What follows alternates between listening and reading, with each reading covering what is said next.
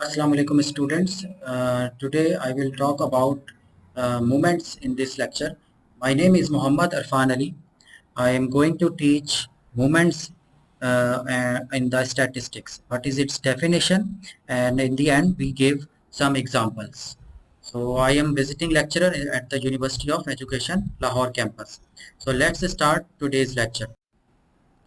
So movements mathematically is a specific quantity measure of the shape of a function, यानी कि जो भी function होता है उसकी हम जो शेप होती है उसके बारे में हम बताता है मूवमेंट जो है. In statistics, movements provide information on the location, variability and shape of the distribution. यानी कोई भी आपके पास इंफॉर्मेशन या डाटा मौजूद हो तो मूवमेंट्स क्या बताएगा, उस शेप की लोकेशन के बारे में बताएगा कि वो सेंट्रल लोकेटेड है या सेंटर में नहीं है. वेरिएबिलिटी के बारे में भी बताता है. वेरिएबिलिटी कहते हैं कि उसकी जो मेजर ऑफ डिस्पर्शन जो हमने लास्ट लेक्चर्स में हमने पढ़े हैं कि वेरिएबिलिटी क्या है, डाटा ज़्यादा डिस्पर्स है या डाटा कम डिस्पर्स है, तो ये इसको हम कहते हैं वेरिएबिलिटी. तो मूवमेंट्स जो है ये वेरिएबिलिटी के बारे में भी वह बताता है. और उसकी शेप ऑफ द डिस्ट्रीब्यूशन यानी उस डाटा की शेप क्या है डिस्ट्रीब्यूशन में, ये भी हम आगे जाके पढ़ेंगे. उसकी जो फॉर्मल डेफिनेशन है मैथमेटिकली, और इसको हम वर्ड्स में इस तरह बोलेंगे कि movement designates the power to which deviations are raised before arranging them. यानी कि इसकी जो मैथमेटिकल डेफिनेशन है वो ये होगी कि 1/n समेशन एक्स आई माइनस म्यू. यहाँ पे जो एक्स आई है ये इसको डाटा को डिनोट कर रहा है और म्यू जो है ये अर्थमेटिक मीन को डिनोट कर रहा है. और ये जो डेफिनेशन मैंने लिखी है इसको हम फर्स्ट पॉपुलेशन मूवमेंट कहते हैं और इसको हम डिनोट करते हैं μ1 से. In general, the arc movement about the mean is the arithmetic mean of the arc power of the observation of the observations from the mean. यानी जो लास्ट हमने जो डेफिनेशन पढ़ी थी मैथमेटिकल, अगर उस फॉर्मूले में एक्स आई माइनस म्यू की पावर हम स्मॉल आर लगा दें तो इसको हम कहते हैं arc movement about the mean. About the mean इस वजह से कह रहे हैं क्योंकि जो ब्रैकेट है उसके अंदर एक म्यू टर्म आ रही है जो कि अर्थमेटिक मीन को रिप्रेजेंट कर रहा है. और जनरल जो आर्क मूवमेंट है इसको हम डिनोट करते हैं म्यू आर से फॉर पॉपुलेशन डाटा. और अगर आपके पास सैंपल डाटा हो तो इसको हम डिनोट करेंगे स्मॉल एम से, और यहाँ पे फिर म्यू की बजाय क्या लिखेंगे हम x r. So these movements are called the central movements और द मीन मूवमेंट्स. ठीक है, यानी जो हमने जो ऊपर मूवमेंट्स पढ़ी हैं आर्क मूवमेंट, इसको हम सेंट्रल मूवमेंट्स या मेन मूवमेंट्स भी कहते हैं and are used to describe set of data.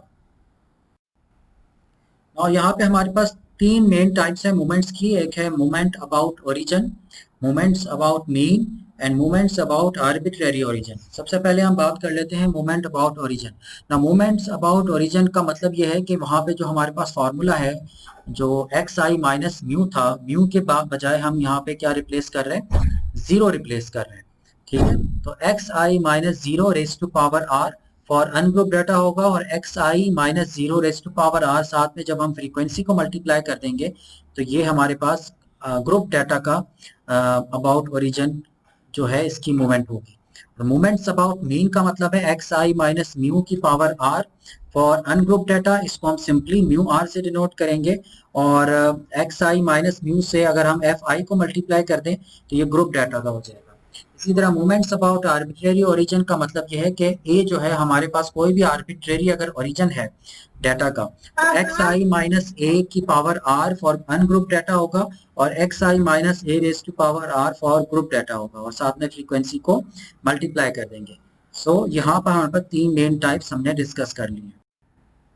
अच्छा, इस स्लाइड में हम देखेंगे कि जो पहले दो मूवमेंट्स हैं वो बेसिकली इंफॉर्मेशन हमें प्रोवाइड करती हैं वेरिएबिलिटी ऑफ द डाटा के बारे में. मिसाल के तौर पे जो हमारे पास फर्स्ट मूवमेंट था जिसकी पावर 1 थी, उसका फार्मूला क्या था, म्यू1 1/n एक्स आई माइनस म्यू. ये वही डेफिनेशन है जो हमने मीन डेविएशन की पढ़ी थी. जो फर्स्ट मूवमेंट है ये मीन डेविएशन को रिप्रेजेंट कर रहा है.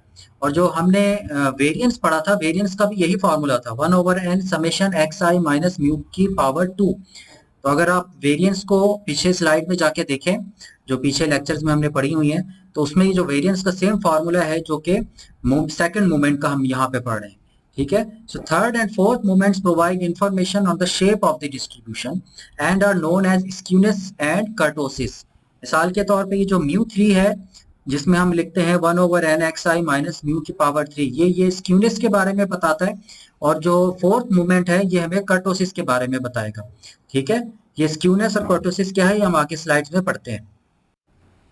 स्क्यूनेस के बारे में अगर हम बात करें तो skewness basically is a measure of the symmetry of the shape of a distribution, यानी कि जो हमारे पास डिस्ट्रीब्यूशन या डाटा है उसकी शेप क्या है, उसकी सिमेट्री के बारे में ये इंफॉर्मेशन देता है। मिसाल के तौर पे देखें, नीचे एक डाटा दिया हुआ है, ये स्ट्रेट लाइन से डाटा को रिप्रेजेंट कर रहे हैं। सॉरी, ये जो कर्व है ये हमारे पास डाटा का कर्व है। इसमें अगर आप देखें ये परफेक्ट सिमेट्रिक है, यानी कि जो डाटा है वो सिमेट्रिकल शेप में है, यानी कि जो अगर दरमियान में एक वर्टिकल लाइन अगर हम ड्रॉ करें तो वर्टिकल लाइन के लेफ्ट पर भी उतना ही डाटा है जितना राइट पर है, तो ये सिमेट्रिक डिस्ट्रीब्यूशन कहते हैं इसको। तो अगर डिस्ट्रीब्यूशन अगर आपके पास सिमेट्रिक होगी तो स्क्यूनेस जो है उसकी फिर जीरो होगी, यानी कि स्क्यूनेस जीरो का मतलब क्या होगा कि डाटा या जो डिस्ट्रीब्यूशन है वो आपका परफेक्ट सिमेट्रिक है। ठीक है, अगर सिमेट्रिक नहीं होगा तो ये जो इसकी हमारे पास स्क्यूनेस है वो जीरो नहीं आएगी। स्क्यूनेस का मतलब जो हमें पीछे स्लाइड में पढ़ा था वो है हमारे पास। ठीक है, यानी कि जो थर्ड मूवमेंट है वो स्क्यूनेस को शो करती है, यानी थर्ड मूवमेंट का अगर आपका आंसर जीरो आता है तो इसका मतलब है जो डिस्ट्रीब्यूशन गिवन है वो हमारे पास सिमेट्रिक होगी। So if there is a long tail in the positive direction तो skewness will be positive।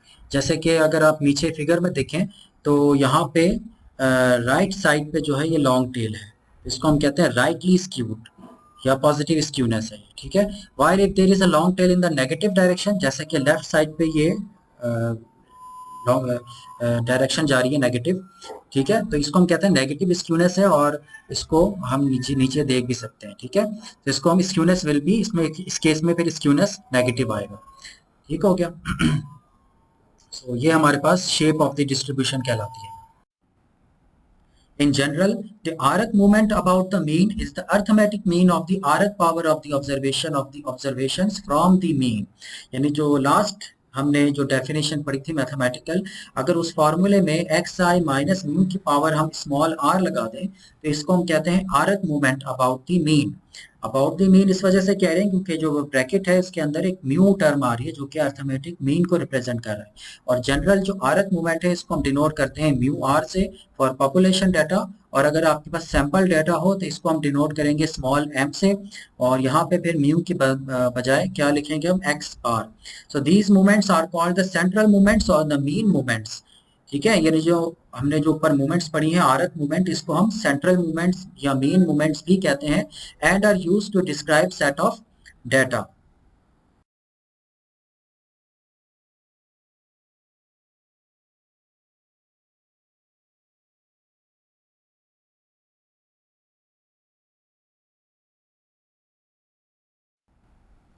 और यहाँ पे हमारे पास तीन मेन टाइप्स हैं मूवमेंट्स की। एक है movement about origin, movements about mean and movements about arbitrary origin. सबसे पहले हम बात कर लेते हैं movement about origin.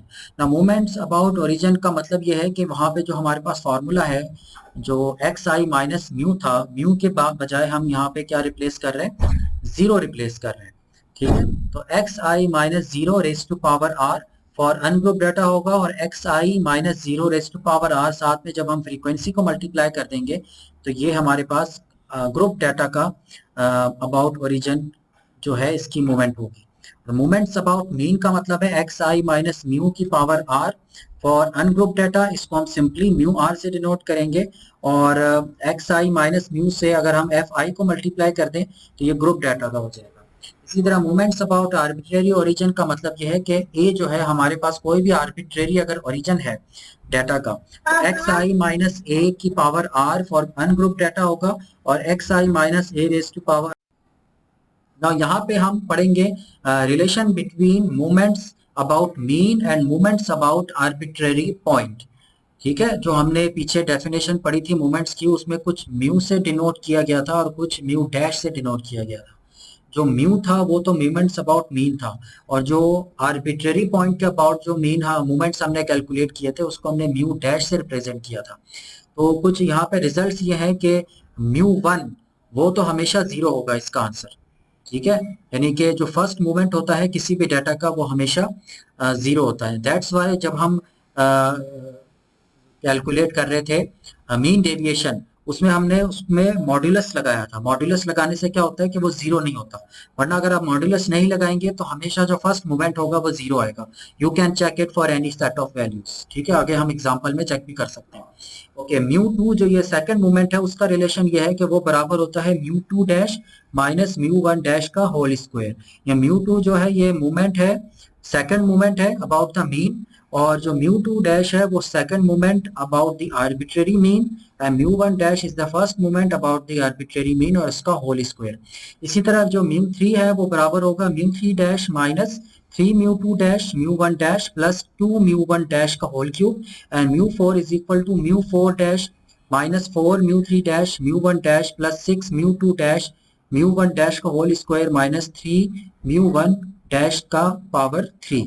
So this is the relation between the moments about the mean and moments about arbitrary point।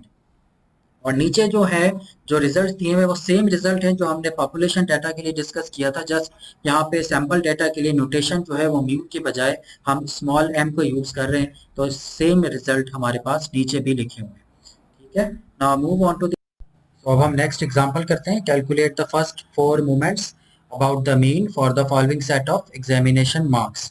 ठीक है, ये वही एग्जांपल है जो हम इससे पिछले स्लाइड्स में भी हम करते रहे हैं, तो उसी डाटा को हम यूज करेंगे मोमेंट्स को कैलकुलेट करने के लिए।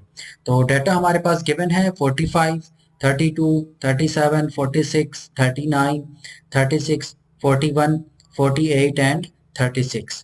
तो सॉल्यूशन में सबसे पहले हम ये जो डाटा सेट है इन सबको एक्स आई का नाम दे देते हैं, क्योंकि ये इनके डाटा हमारे पास गिवन है जो कि अनग्रुप डाटा है, तो इसको हम एक्स आई कह देते हैं और इसको हम इंक्रीजिंग सीक्वेंस में लिखेंगे, यानी कि सबसे पहले स्मॉलेस्ट, फिर उससे हाईएस्ट, और सबसे हाईएस्ट जो नंबर है हमारे पास वो 48 होगा। उसके बाद क्योंकि हमने मोमेंट्स को कैलकुलेट करना है, तो जैसा कि आप लोगों को मालूम है मोमेंट्स अबाउट द मीन, उसको कैलकुलेट करने के लिए मीन का पता होना जरूरी है। तो इससे पिछले लेक्चर में हम लोगों ने पढ़ा था कि जो मीन है उसका फॉर्मूला क्या होता है, summation x i divided by n, यानी जितने भी डाटा सेट हैं उसको हम ऐड करेंगे और उसको टोटल नंबर ऑफ ऑब्जर्वेशन से अगर हम डिवाइड कर दें तो हमारे पास ये मीन कैलकुलेट हो जाएगा। ठीक है, उसके बाद हम ये फोर मोमेंट्स को कैलकुलेट करेंगे जैसा कि हमने क्वेश्चन में पढ़ा था। तो मोमेंट्स को हम डिनोट करते हैं M1, M2, M3 और M4। तो ये फर्स्ट फोर मोमेंट्स जो हैं हम लोगों ने कैलकुलेट करना है इस एग्जांपल में। चलिए अब हम इसके सॉल्यूशन की तरफ आते हैं। तो सॉल्यूशन में मैंने पहले ही इसका मीन जो है वो कैलकुलेट कर लिया है। आई रिकमेंड कि आप लोग रफ कॉपी लें, और रफ कॉपी में जो डाटा सेट गिवन है हमें एग्जांपल में जो पीछे स्लाइड में था उसके आप मीन को अगर कैलकुलेट करेंगे तो आपका आंसर 40 आएगा। तो हमारे पास क्योंकि फर्स्ट फोर मोमेंट्स को हमने कैलकुलेट करना है, तो फर्स्ट फोर मोमेंट्स में हमारे पास जो टर्म इन्वॉल्व होती है वो एक्स आई माइनस एक्स बार जो कि फर्स्ट मोमेंट के लिए होता है, उसके बाद एक्स आई माइनस एक्स बार का होल स्क्वायर जो कि सेकंड मोमेंट के लिए हमें चाहिए, और एक्स आई माइनस एक्स बार का होल क्यूब थर्ड मोमेंट के लिए चाहिए, और एक्स आई माइनस एक्स बार की पावर 4 ये हमें फोर्थ मोमेंट के लिए चाहिए। तो मैंने एक टेबल यहाँ पे बनाया है अपनी आसानी के लिए जिसमें मैंने 5 कॉलम्स लिखे हैं। सबसे पहले कॉलम में हमने डाटा को लिखा है इन एन इंक्रीजिंग ऑर्डर, जैसे कि एक्स आई में हमारे पास है 32, 36, 36 अप टू 48, और जो लास्ट वाली जो रो है उसमें मैंने सम को लिखा हुआ है। तो इन सब को हम अगर जो है ऐड करें तो ये 360 बनता है, और मीन को कैलकुलेट करने के लिए 360 को अगर आप 9 से डिवाइड कर देंगे तो ये आपका मीन 40 आ जाएगा। सो उसके बाद जो सेकंड कॉलम है उसमें एक्स आई माइनस एक्स बार को कैलकुलेट किया गया है, और कैसे कैलकुलेट किया है, यानी कि जो मीन आपका 40 निकला है हर एक डाटा को आपने 40 में से माइनस करना है, यानी कि 32 माइनस 40 इज -8, फिर 36 माइनस 40 -4 एंड सो ऑन, ये इसी तरह चलता जाएगा, और 48 माइनस 40 इज 8, ये लास्ट हमारे पास वैल्यू आ जाती है। उसके बाद जो थर्ड कॉलम है जिसमें हमने उसका स्क्वायर लेना है, तो स्क्वायर हम जस्ट सिंपली क्या करेंगे, जो सेकंड कॉलम है उसी को हम स्क्वायर की फॉर्म में लिख देंगे, यानी कि -8 का स्क्वायर जो है वो 64 होगा, 4 का स्क्वायर 16 होगा, 4 का स्क्वायर फिर 16 एंड सो ऑन, और लास्ट में जो 8 का स्क्वायर है वो 64 है। तो इस सब को अगर हम सम करेंगे तो ये 232 आता है। अच्छा, सेकंड कॉलम को अगर आप सम करेंगे तो वो 0 आएगा। ये रिजल्ट हमेशा ट्रू होता है कि जब भी आप किसी भी डाटा सेट का डेविएशन फाइंड आउट करते हैं उसके मीन से, तो हमेशा जो उसका आंसर आएगा वो 0 आएगा, जैसे कि सेकंड कॉलम से रिप्रेजेंट भी हो रहा है। उसके बाद जो फोर्थ कॉलम है उसमें हमने क्यूबिक वैल्यू ली है, यानी कि जो आपके पास सेकंड कॉलम की वैल्यूज हैं इनको हमने क्यूब से 3 टाइम्स मल्टीप्लाई किया है, यानी इनको हमने पावर क्यूब लिया हुआ है। तो -8 की पावर 3 लेंगे तो -512 आएगा। इसी तरह -4 का जब हम क्यूब लेंगे तो -64 आएगा। इसी तरह सो ऑन, जब 8 का क्यूब लेंगे तो 512 आ जाएगा। और इसका जब हम सम करेंगे तो ये 186 आ जाता है। तो लास्ट कॉलम में इसी तरह से जैसे हमने स्क्वायर लिए हैं, क्यूब लिए, इसी तरह उसकी पावर 4 लेंगे।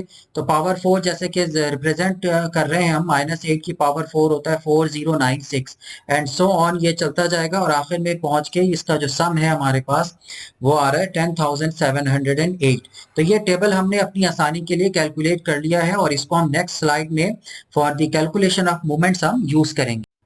तो नेक्स्ट स्लाइड पर अगर हम आए तो हमारे पास जो आरक मूवमेंट का फॉर्मूला है वो है mr is equal to 1/n summation xi minus x bar की पावर r। तो फर्स्ट 4 मूवमेंट्स के लिए हमने r को बारी बारी 1 2 3 एंड 4 पुट करना है।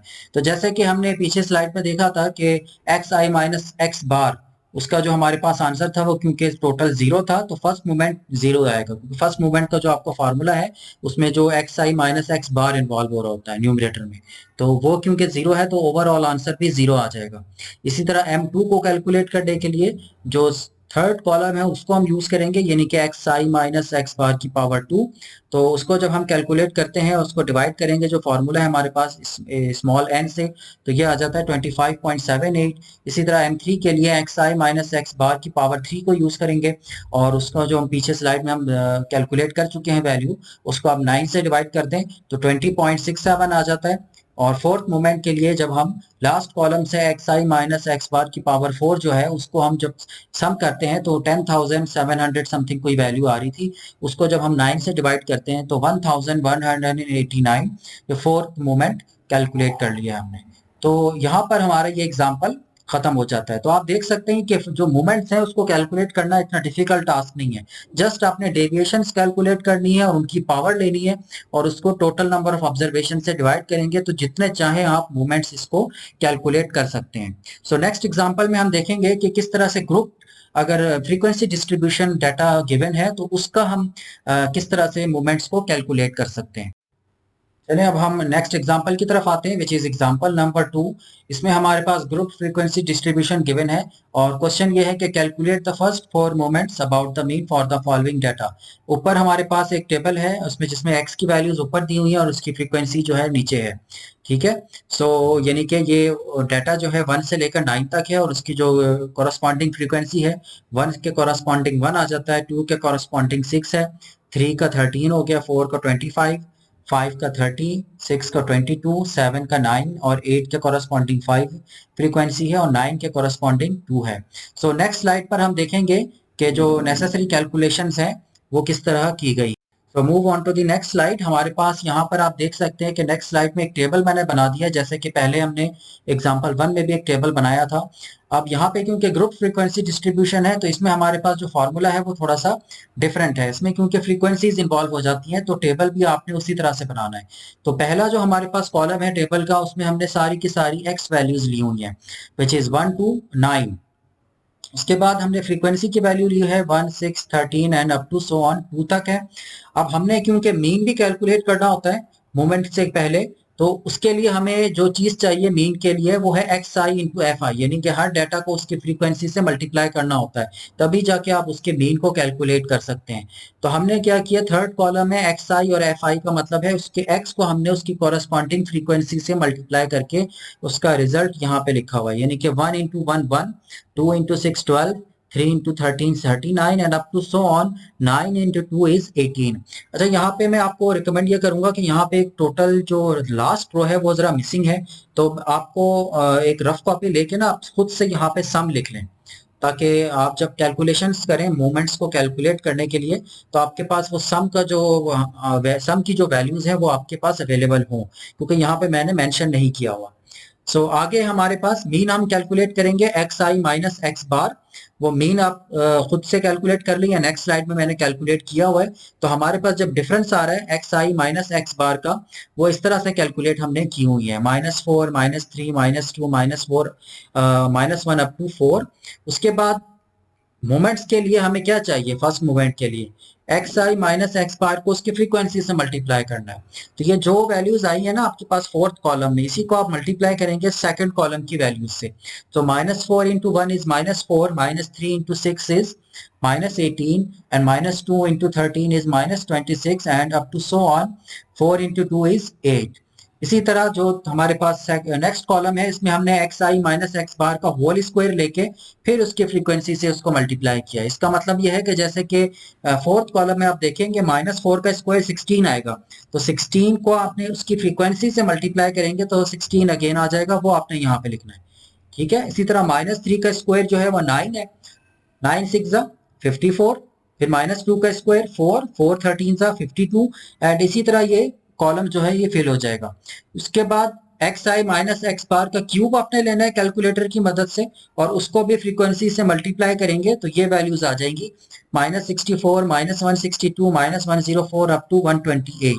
इसी तरह कैलकुलेटर की मदद से एक्स आई माइनस एक्स बार को आपने फोर्थ पावर देनी है और उसको फ्रीक्वेंसी से मल्टीप्लाई करेंगे तो ये वैल्यूज आते जाएंगी 256, 486 and up to so on 512। तो ये सारी नेसेसरी कैलकुलेशंस हमने यहाँ पे कर ली हैं। अब नेक्स्ट स्लाइड में हम देखेंगे कि मोमेंट्स को हम किस तरह से कैलकुलेट कर सकते हैं। यहाँ पे सबसे पहले हमने मीन को देखा है, मीन को कैलकुलेट किया है। मीन में हमारे पास जो फॉर्मूला है summation F I x i divided by n, और जो पीछे हमने टेबल बनाया था उसमें हमने देखा था कि एफ आई और एक्स आई को जो हम मल्टीप्लाई करते हैं और उसका जब सम आता है वो 515 आता है, और जो टोटल फ्रीक्वेंसी का सम है वो 113 है। तो उसको जब हम डिवाइड करेंगे तो ये आंसर 5 आ जाएगा। ठीक है। नाउ द फर्स्ट 4 मूवमेंट्स को कैलकुलेट करने का जो फॉर्मूला है वो ये है कि 1/n summation F I x I minus X bar की पावर 1। अगेन यहाँ पे एक्स आई माइनस एक्स बार का जब आप पीछे टेबल हमने बनाया था उसमें हमने देखा था कि एक्स आई माइनस एक्स बार को जब हम सम करते हैं टोटल तो वो आंसर 0 आता है। तो यहाँ पर भी जो फर्स्ट मूवमेंट है वो 0 आ रहा है। इसी तरह जो सेकंड मूवमेंट है उसके लिए आपने एक्स आई माइनस एक्स बार का स्क्वायर और उसको जो फ्रीक्वेंसी से मल्टीप्लाई किया उसका सम यूज किया है विच इज 282, और फ्रीक्वेंसी हमारे पास टोटल वही है 113। तो ये आंसर आ जाएगा 2.49। और थर्ड मूवमेंट आपका आ जाएगा 0.017, और फोर्थ मूवमेंट आपके पास 18.21 है। तो ये हमारे पास फर्स्ट 4 मूवमेंट्स को हमने कैलकुलेट कर लिए। तो ग्रुप फ्रीक्वेंसी डिस्ट्रीब्यूशन में भी मूवमेंट्स को कैलकुलेट करना इतना डिफिकल्ट टास्क नहीं है। जस्ट वो टेबल बनाने में थोड़ा सा आपका टाइम लगेगा, लेकिन जब once you have completed the table then rest of the calculation will become easy. So I hope कि आपको इस लेक्चर की समझ आ गई होगी। सो इंशाल्लाह हम नेक्स्ट लेक्चर में एक नए टॉपिक के साथ मिलेंगे। सो उस वक्त तक के लिए अल्लाह हाफिज।